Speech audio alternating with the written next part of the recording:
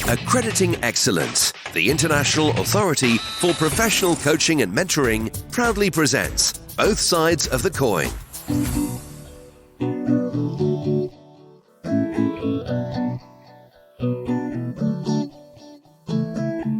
Have you or your clients ever struggled to get a job? With so many people facing redundancy at the moment, the need for coaches to have a tool bag filled with career coaching top tips is bigger than ever. Today we'll be finding out about CV best practice as well as some other vital need-to-know career coaching pointers. Welcome to Both Sides of the Coin, a podcast produced by the IAPC&M. We're a leading accreditation body, and our aim is to increase public confidence and to raise industry standards by enforcing a rigorous accreditation process that ensures the quality of professional coaches and mentors. The podcast is aptly named Both Sides of the Coin because we talk to both a coach or mentor and one of their clients to explore both sides of the coaching mentoring intervention, what works and what doesn't. As the proverb says, iron sharpens iron. Before we get started, let me introduce myself. I'm Jenny Butter, your host and an accredited senior coach, and I've been coaching for 8 years, mainly in the area of career, transition and life coaching. Joining me today are Lynn Tulip and her client, Kerry Dobney.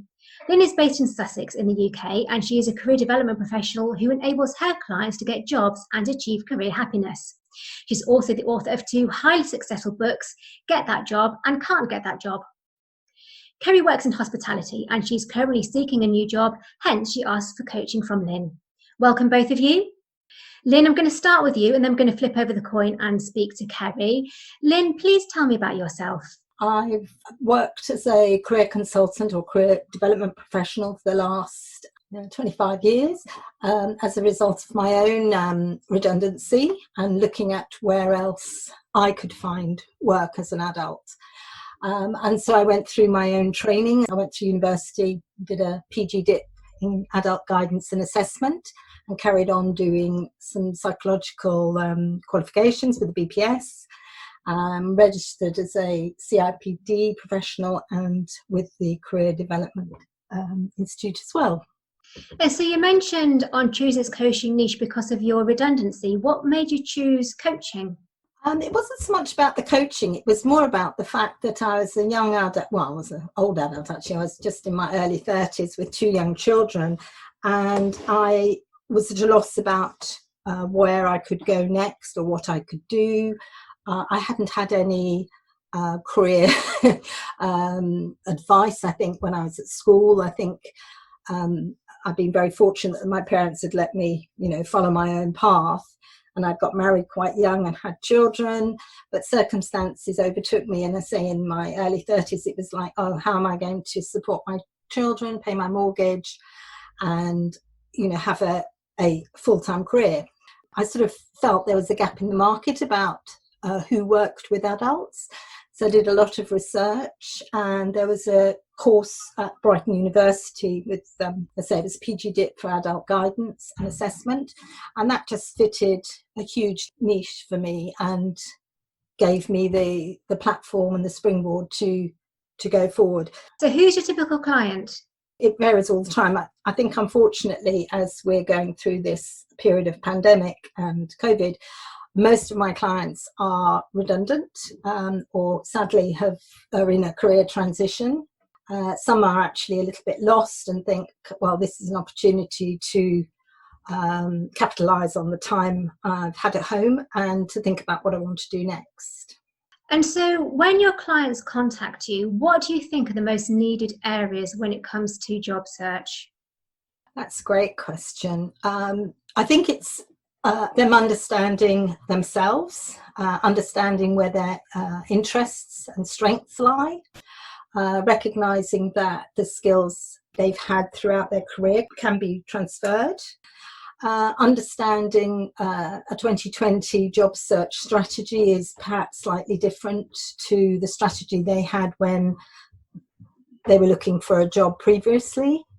Getting their CV up to date, obviously, making sure that the CV isn't just a list of roles and responsibilities, but actually that it includes success stories and that the metrics are there about what the results that they've actually had when they've been working.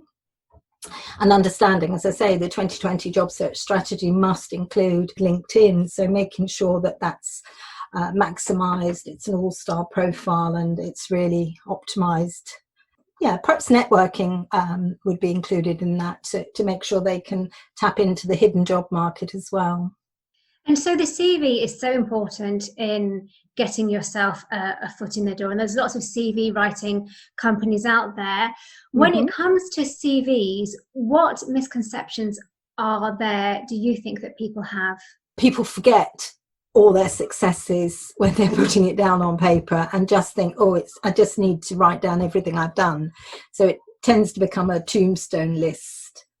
And what a lot of applicants or candidates don't, they've forgotten is that nowadays, perhaps because it's such a competitive market, the CV needs to be applicant tracking system compliant. So there needs to be keywords in the CV. There needs to be good summaries about, what the client's offering, summary of the skills and expertise. And really relevant information that can be transferred to a new employer. That's so useful, Lynn. Thank you. So could you just give me a quick example? If somebody had on their CV, for example, just team leader for a sales team, how could you turn that around to make it more interesting to a future employee?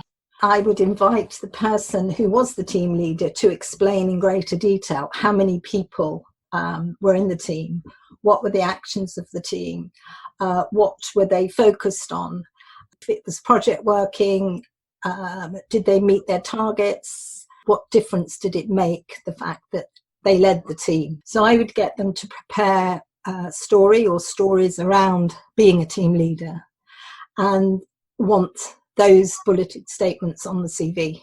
That's great advice and feedback for us as coaches. Thank you. What's been the greatest challenge you face when working with a job-seeking client? I think one of the challenges at the moment is that it is a very competitive job market, and it's one wants to be coaching people to success and helping them to be the best and to present themselves in the best way. I think a lot of people who've made redundant unexpectedly are very anxious to get going, and before they even come to see me, even though they've made an appointment and they say, I'll start in 10 days, and I suggest that they let me have their CV and we'll have a review and then we'll start. By the time we actually meet, they've already fired off a load of CVs and are bitterly disappointed when they don't hear anything back. So my advice would be, I find that very challenging. My advice would be that if somebody chooses to work with a coach, that they should wait and listen to the professional advice that coach is going to give them before they actually embark on the job search program. There's going to be a lot of coaches who currently have clients who are on furlough or been made redundant or worried for their jobs. What advice can you give them when coaching their participants at this time? Be patient. I think encourage their clients to look at additional learning. There are many resources out there offering free courses where they can update their skills, have concrete evidence of additional learning, which will add value to their CV. To explore the hidden job market, really use LinkedIn and networking to the best of their abilities. Thank you, Lynn. Welcome, Kerry, to both sides of the coin. Hi there. Please, can you tell me more about yourself, Kerry? Yeah, so I don't live too far away from Lynn. I live in Sussex as well. And I have 2 teenage boys. I'm a single working mum. I am a front of house manager in a very busy, buzzing, independent cafe not too far away from me. I work quite a lot of hours. I work on my feet all day. I love the buzz of what I do. I've got a great young team as well. We're very, very proud of the products that we have. Great service, good quality food. Thank you. And why did you want coaching?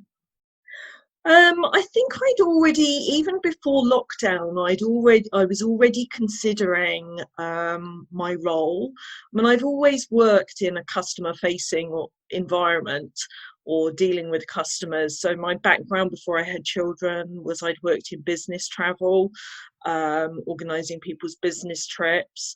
Then when I had my children, I'd always taken on lots of voluntary roles, did lots of organising. And then I found myself in this role in hospitality, which I've really, really enjoyed. I've made it a really good, strong role. However, I just felt that I'm outgrowing the role. Because I'm working for an independent, there isn't anywhere for me to progress, to develop my skills. And I decided that before lockdown. So actually, when lockdown came along, for me, it felt like it was a bit of a gift of time, so that I could take the opportunity just to review where I was at, what I was doing, and how I could move forward. Excellent. And so why did you choose Lynn to be your coach? We were already friends on some social media, and neither of us can quite remember how we actually came across each other. We think it was probably networking a couple of years ago. We have lots of mutual friends, and I think what finally sealed it for me was I was looking at her LinkedIn. I could see that she was very, very experienced. I looked at her recommendations as well. I asked her to send me through some information, and when she sent me through information about what she did, the different packages that she was offering, for me it felt like she offered a really, really professional, personal service, and she was going to hold me accountable. What has been your experience of career coaching? Amazing, actually. Really, really good experience. I'm so pleased that I did it, because actually it gave me the opportunity to review my strengths, to review my achievements, to have a look at what my attributes were, to review how transferable my skills were and the things that I'd achieved, and also just to take some time to be really proactive in terms of upgrading my CV, upgrading my LinkedIn. And if I hadn't had a coach holding me accountable, giving me homework, giving me a direction, to be honest, I probably would never have got round to doing it until I'd got that point where I wanted to send a CV or send my LinkedIn profile. So having done the work with Lynn over the last few months, I feel like I'm ready. If that job pops up for me, I'm ready to go straight away. And I feel that the CV that I would submit and my LinkedIn profile is much upgraded. So I feel it's been invaluable for me. And in this process, what do you think has been your greatest learning? As Lynn mentioned, actually, the stories. I can remember Lynn looking at my CV and saying, well, this just sounds like a job description. And actually, in hindsight, it did sound like a job description. Anybody could have written it. There was no part of my character in there, and there was no sense of what I'd actually achieved in roles, and no concrete metrics. So that has been hugely valuable. Also, I did my Myers-Briggs with Lynn, which I've never done before. Doing that, and also an exercise identifying my strengths, my skills, both in terms of self-analysis and also asking friends, colleagues, family to complete that. It's given me a really good sense of what I have to offer, and it's given me confidence in the skills that I have to offer to somebody as well. Which is so important when jobs in certain sectors are so few and far between at the moment. Yeah, and it's given me the confidence. On LinkedIn, I've approached several people directly, just in terms of talking around what I'm doing, and people have been very, very responsive to that. So I'm very grateful for Lynn's direction, and I also recognise the true value of LinkedIn now, which I probably didn't before. That's really wonderful. One final question for you, Kerry. Based on your coaching experience, what do other coaches need to know? Be professional, have your own LinkedIn up to standard. That is your selling point. Have the recommendations there, the people who've worked with you before. So firstly, have the professional side, have everything ready and set to go, but also be supportive, help your client to see the bigger picture, hold them accountable, and stay positive. It's not always an easy journey to take your client on, but you can really support them and you're helping to bring out the best in them. And that's just invaluable. Thank you so much, Lynn, and thank you so much, Kerry. If you would like coaching with Lynn, then she can be contacted at assessmentforpotential.com. We're confident that anybody who attains an International Authority for Professional Coaching and Mentoring accreditation will be among the very best that the profession has to offer. So if you're someone who's interested in having some coaching or mentoring and want to find an accredited coach, mentor or training provider, or if you're a professional who's interested in becoming accredited, then please go to our website, coach-accreditation.services. And finally, if there's a topic that you would like me to cover on future episodes of Both Sides of the Coin, then I would love to hear from you. My email, jenny.podcast@coach-accreditation.services. Bye for now.